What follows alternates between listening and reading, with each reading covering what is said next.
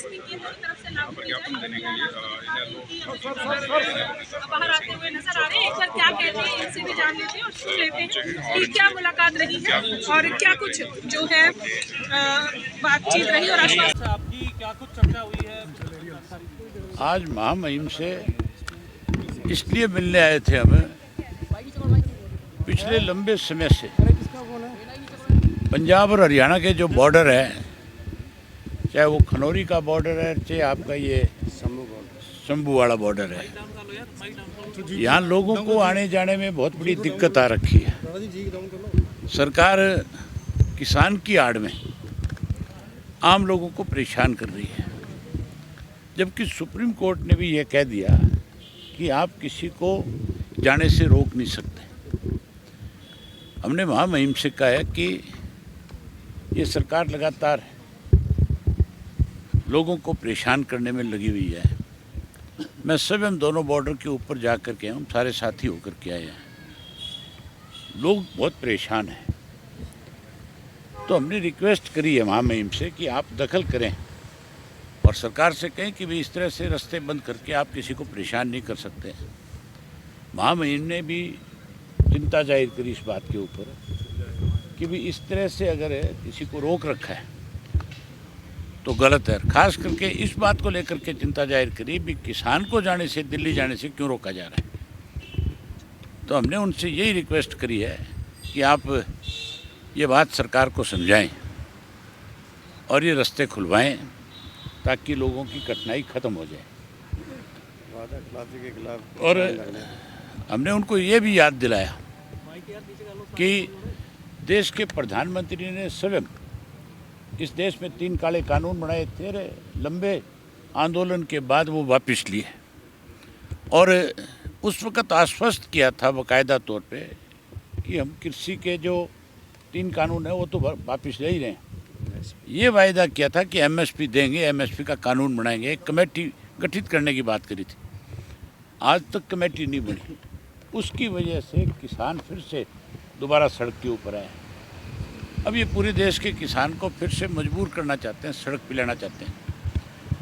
तो जब ये बात हमने उनके सामने रखी तब उन्होंने विशेष रूप से चिंता इस बात की जाहिर करी कि अगर अन्नदाता के साथ इस तरह का व्यवहार होगा तो फिर देश आगे नहीं बढ़ेगा। पहली दफ़ा किसी महामहिम ने मतलब इन चीज़ों पे चिंता व्यक्त करने का काम किया। हमने उनसे कहा कि आप यहाँ की सरकार से भी कई रास्ते खोलने के लिए प्रधानमंत्री तक हमारी बात पहुँचाएं कि आज हरियाणा में इस तरह से सरकार जो है इस किसान आंदोलन की आड़ में जो है लोगों को परेशान कर रही है। किसान नेता जो डल्लेवाल साहब है, मैं उनसे मिलकर के आया था। आपके माध्यम से सारे किसान नेताओं से एक आग्रह करना चाहता हूँ, सारे विपक्ष से भी कहना चाहता हूँ, सरकार से भी, केंद्र की सरकार से भी निवेदन करते हैं कि जिस हालात से आज वो गुजर रहे हैं, उनका आंदोलन जो है, उनका अनशन ख़त्म करवाने के लिए तो सारे किसान नेता जितने भी जो उस बॉर्डर के ऊपर थे लंबे समय तक, जिन्होंने संघर्ष किया, वो जाएं, जा कर के उनसे कहें कि भी आपको हमारी बात माननी पड़ेगी। उनकी ज़िंदगी बहुत ज़रूरी है। सरकार तो बात सुनने की बजाय उनकी जान को लेकर के कोई चिंता नहीं कर रही, लेकिन देश के किसान को और इंडियन नेशनल लोकदल पार्टी इस बात के लिए चिंता व्यक्त करती है कि जब अभय सिंह जी, जब विपक्ष के जब नेता जाते हैं तो सत्ताधारी पार्टी का ये कहना होता है कि ये जो कांग्रेस है या विपक्ष के जो नेता है, कांग्रेस को तो कोई चिंता है ही नहीं। कांग्रेस की तो आज की ले लो आप, दूर जाने की ज़रूरत नहीं है। आज डल्लेवाल की तो हालत ऐसी है कि वो किसी वक्त कोई भी खबर आ सकती है, नाजुक स्थिति है उनकी। कांग्रेस बजाय उनकी चिंता करने के, किसान की चिंता करने के, एमएसपी की चिंता करने के, आज खाद और बीज की चिंता करने की बजाय आज जो है अडानी वाले इशू को लेकर के कहीं मार्च कर रही है पूरे देश के अंदर। सत्ता पक्ष के लोग तो अडानी को इसलिए बचाना चाहते हैं कि उन्होंने इलेक्शन में उनसे फंडिंग करवाई, पैसा लिया, सबको पता है इस बात का। और कांग्रेस वाले जो है वो इसलिए इस पे जोर लगा रहे हैं कि उनको कहीं फंडिंग करनी नहीं, उसका लेनी है। अडानी की चिंता है, किसान की चिंता नहीं है। तो कांग्रेस का तो इस बात से आपको अंदाज़ा लग जाना चाहिए कि कांग्रेस का दिवालिया पिट गया। आज तक संसद में एक बार भी पंजाब, हरियाणा या देश के कांग्रेस के किसी किसान नेता ने या कांग्रेस के किसी सांसद ने एक दिन भी इस इशू को लेकर के क्या सरकार को मजबूर किया, क्या सरकार के सामने ये पक्ष रखा किसान का? एक दिन भी नहीं रखा। जबकि अडानी के इशू के ऊपर बारी बारी से हाउस एडजॉर्न हुआ है, किसानों के मामले में एक दिन भी हाउस एडजॉर्न नहीं कराया गया। ना प्रदेश में जब विधानसभा का सत्र चल रहा था तब कांग्रेस वाले बोले, ना देश में लोकसभा का सत्र चल रहा है, राज्यसभा चल रही है, उसमें बोल रहे। नायब सैनी तो कह रहे हैं सर 24 फसलों पर हम एमएसपी दे रहे हैं, हरियाणा के किसान के खुशहाल। नायब सैनी को भी मेरी ख्याल है भाजपा की क्लास में एक नया सब्जेक्ट दे दिया झूठ बोलने का, कि आप भी औरों की तरह हर बार झूठ बोल करके किसी बात को सच साबित करो। आज हरियाणा के अंदर जो धान बिका पिछले दिनों, उसमें कटौती करी गई धान की।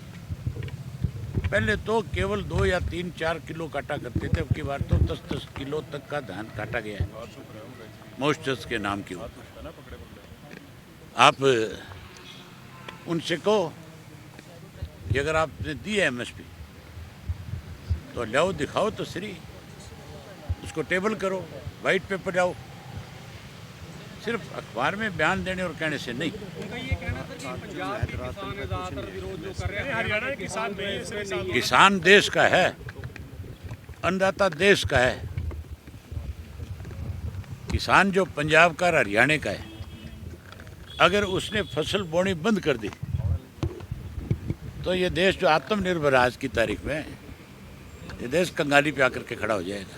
आपको लगता है पहले जैसा आंदोलन होगा, किसान आंदोलन जैसा? अगर डल्लेवाल साहब को कुछ हो गया तो उससे भी बड़ा आंदोलन खड़ा हो सकता है। हालात किसी भी तरह के हो सकते हैं।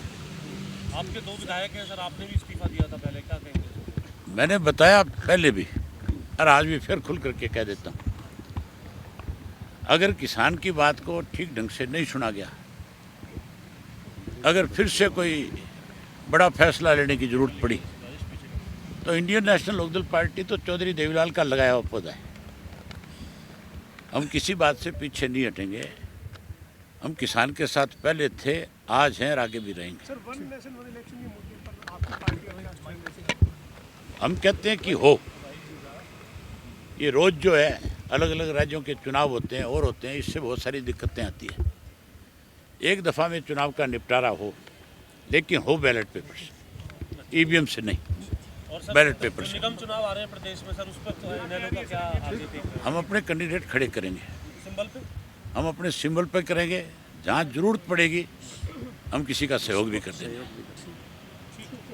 ये चुनाव कराए तो सही, कहते कहते कराते नहीं है बेचारे।